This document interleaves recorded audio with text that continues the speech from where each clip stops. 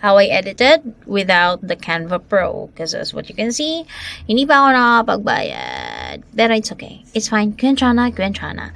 Anyway, so this is how I did the Ninoy Aquino poster kahit na wala po akong Canva Pro.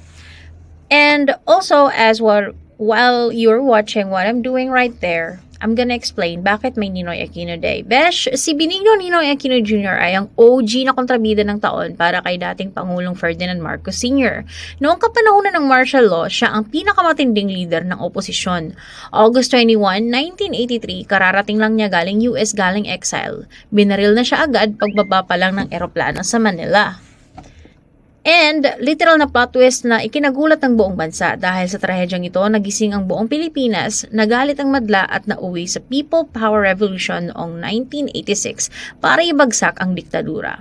Kaya may Ninoy Aquino Day para i-commemorate ang kanyang main character death na nagdala ulit ng freedom at demokrasya sa Pilipinas. Espesyal na non-working holiday po ito para may time din tayong magmuni-muni o matulog sa bahay.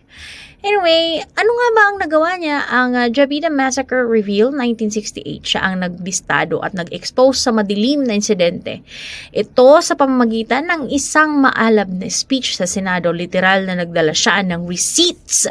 Anti-garrison state or anti-military budget crusades. Palagi niyang panawagan na bawasan ang pondo para sa militar dahil ayaw niyang maging garrison state o diktadura ang Pilipinas, hawak ng mga pulis at militar.